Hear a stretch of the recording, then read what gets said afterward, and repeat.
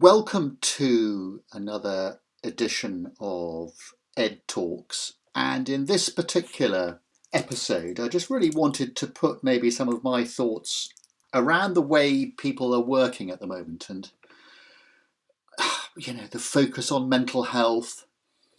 Bear in mind that I'm a 61-year-old man, so my view sometimes of this stuff is perhaps less, what's the right word, liberal than some of the younger members of this listening group or indeed our industry.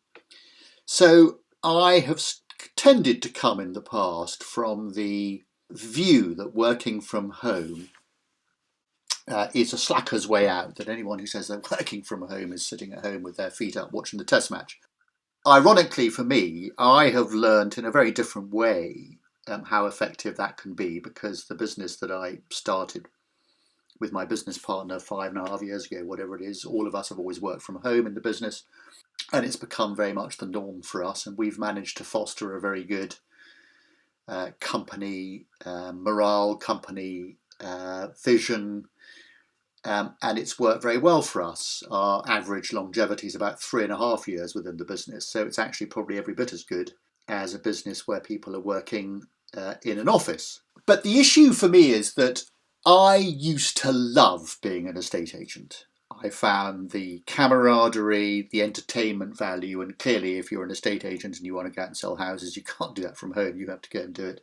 Well, it makes most sense to be doing it from an office. And I absolutely love the way I used to work. Personally, for me, I didn't enjoy, funnily enough, being a negotiator and actually going out and selling houses. I was never that good at it. But what I did enjoy, and what I think I can safely say I was reasonably good at, was motivating a team, keeping them bulled up, and feeding them, if I can put it like that. So my job was to feed the machine. So I would go out and win listings, and they would then sort of do the rest, and if they had any problems they'd come to me, and that was a fantastic way of working. So what I'm trying to do with this is to try and look at positives from the pandemic, really, and to look at how the way we've been forced to change has is it having a positive effect on mental health ultimately, the way people are changing the way they work, or is it going to have a negative effect? And of course the pandemic itself has had a negative effect. It's caused a lot of upheaval, but I suspect it's caused everyone to jump forward sort of 5 or even 10 years in terms of the way they look at how they work and what they want to do about it. And as for finding out exactly what's going on with the industry, it's still a nightmare because it's a very fragmented industry. Everybody does their own thing. It's very difficult to, as I've discovered from running Vuber, it's been very, very difficult to get into estate agents in general because they each have their own view of the way things happen.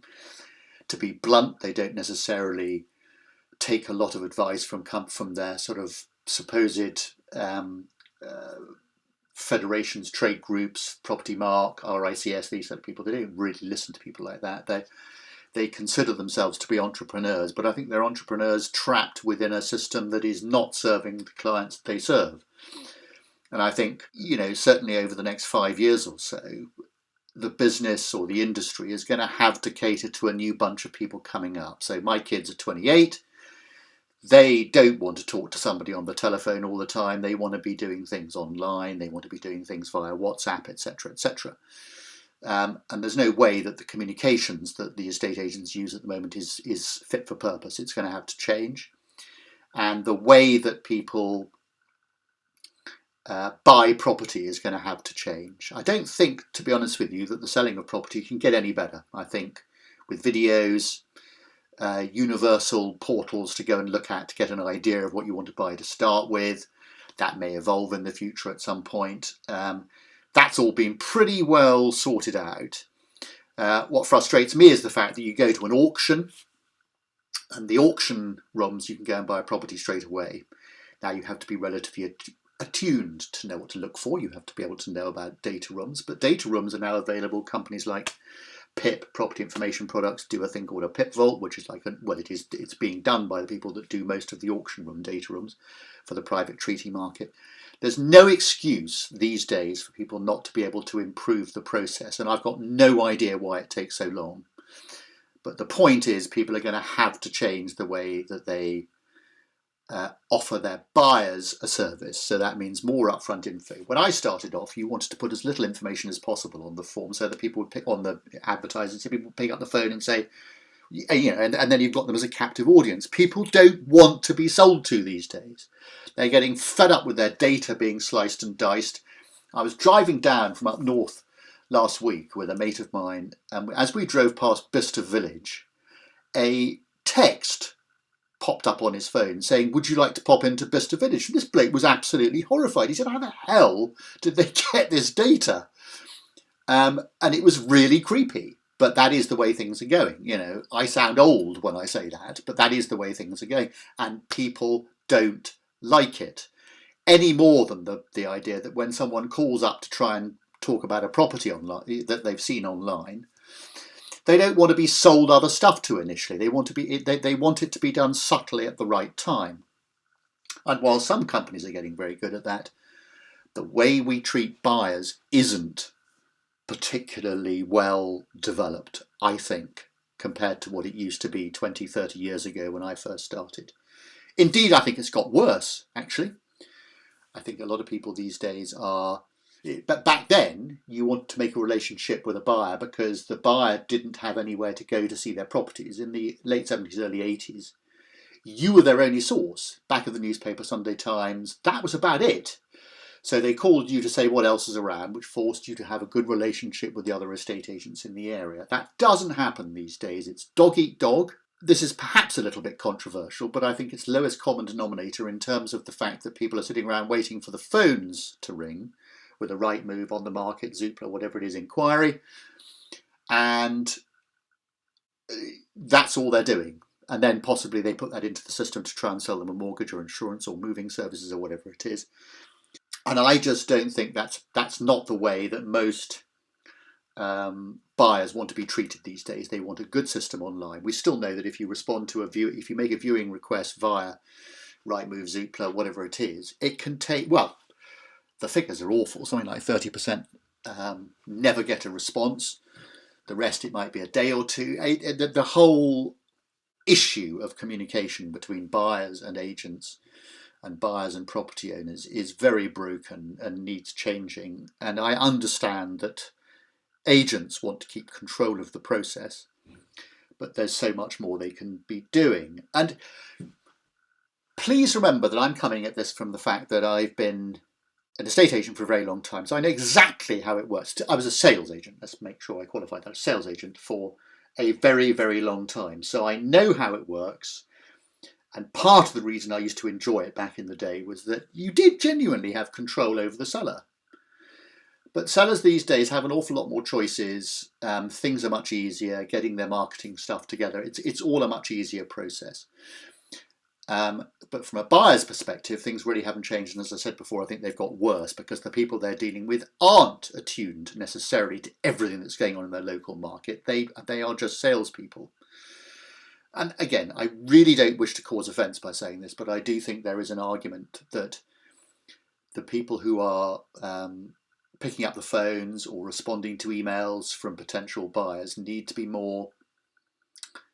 They need to look at their customer service, and I just think that it's a process which can change. Now, as I said before, I've been lucky enough to have been an agent for a very long time, and then have moved into the sort of service, the outsourcing side of the industry, which back in my day, I used to get people traipsing in front of me all the time saying, "I've got this, it's great, I've got that," and the same thing happens now, and it's still a miasma of what do I do next, and I get that, but if you go back a stage, I still think it's worth trying to slice and dice the process, certainly of buying a property and seeing which bits need to be done by who. And certainly back in my day, or back in the old days, agents were marriage counsellors, drivers, diary schedulers. We used to do so much. And that was on top of taking on properties, agreeing offers on properties, sales progression, getting something to exchange, and then chasing payment. Now, that's an awful lot of things that people have to be good at. And my experience of people is that they're only good at one or possibly two of those things. So what businesses have tended to do is to develop sort of people who just go and win listings and then they hand them over to the people that sell them. I would urge anybody listening to this to think very seriously about the way that outsourcing worked perhaps when they were younger, and the majority of people that run the estate agencies now are people of my age. So their experiences when they were younger of going, no, I'm not interested in that. Have a look at what's out there. Because I know the industry and I value my reputation, I haven't bombarded people with, if you'll pardon the expression, a load of crap, or just thrown a lot of mud and hope some of it will stick. I've tried to be fairly surgical about the way things have happened, and the result has been looking at the future. Some of you may have read about the EA 2030, Estate Agency 2030 initiative that I've done with the guys from Spectre, Sprift, Vuber, obviously that's us, Assured Sale and Progression, and Focal Agent, which covers all the disciplines. And there are definitely ways in which estate agents can use the resources they've got more effectively and in a more controlled and efficient way. I also think that for estate agents to stand back or certainly for high street agents to stand back and look at the purely online stroke call centre agents and say, well, it's clearly failing. I don't think Purplebricks is a particularly good example of that at the moment, but certainly companies like Strike with their business model, I think there is a big hole for people like that, because they have quite rightly understood that every listing generates a number of inquiries, 20 to 25 inquiries from buyers, which can then be monetized. And as I said before, because the whole issue of marketing a property is now much simpler, it's really not that difficult to do that. So by looking at buyers and dealing with buyers in a different way, maybe that's, to just diss that methodology is, I think, a dangerous game to play. So I can't help feeling that everyone's got to move a little bit more towards the middle with this, and that the important thing is to look at the buyer experience and go back, look at what you do with a buyer. So how does your business interact with a buyer? And then look at that process and look at your staff and think, well, what is the best way of dealing with this? Don't expect all of them to do all of it, because they won't be able to. They just won't. Certainly at Douglas and Gordon, we used to do this psychometric profiling. Are people domineering? Do they like to talk a lot? Are they happy to do the same thing over and over again? Or are they my least favourite group, which is the C group, the very detailed people? 5% of the world are solicitors, accountants. They like detail. That's not me, that's for sure. But nevertheless, look at your staff and see whether they fit in, which category do they fit into, who are they going to work, who are they going to service best, where is their skill set going to be best used, and what's going to keep them happy, by the way. So very important for the mental health issues going forward. Look at your buying process and try and work out which bits of it your staff can do, and then look at the bits that you've got the gaps in, and look at some of the suppliers out there on the outsourcing side. It's interesting for me that the least traction we've gained at Vuber over the last 5 years has been within the high street agency sector. By far and away the majority of what we do is with other sectors of the industry: housing associations, property managers, landlords, investors, other industries.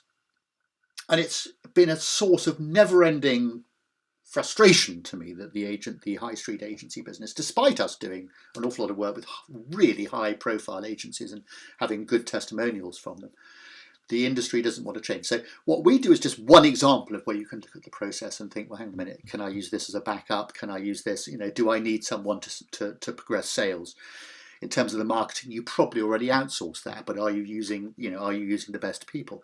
How do you understand locally where your best listings are coming from?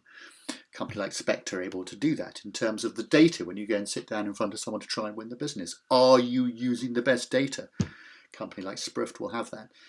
I mean, look at your process, your end-to-end process, and see where people can fit in. And I think with that, you're going to end up with a more modern, robust, business capable of taking you forward over the next 10 years. I'm convinced you'll have a happier staff because they're going to be doing the bits of it they're good at and therefore they'll enjoy. Now, whether that's going out and winning listings, outsourcing a lot of the rest of it, whether it's just agreeing the deals.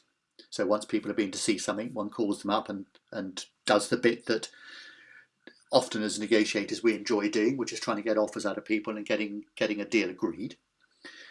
Asking someone who's good at sales to do sales progression is just a nightmare. They're not going to want to do it. It's not what they want to do, but it's an incredibly important part of the process. Equally, someone who enjoys constantly following up with solicitors or whatever isn't going to be very happy to be shoved out the door and told to go and sell that property, or indeed trying to sell a viewing over the phone. So, continuing to investigate which bits they're good at is important. And from my point of view, I think the rest of it flows from that. So I'd be fascinated if anybody has any comments on this, please do get in touch with me. You can just go to hello@vuber.co.uk and the email will get to me. And equally, if you have any opinions on this and you'd like to sit down and talk to me about it, online possibly, and do another one of and come on the Ed Talk series, I'll be very happy to talk to you. So thank you very much for listening, and I hope that's helped you possibly on your journey home or wherever you're going, and we'll speak again soon.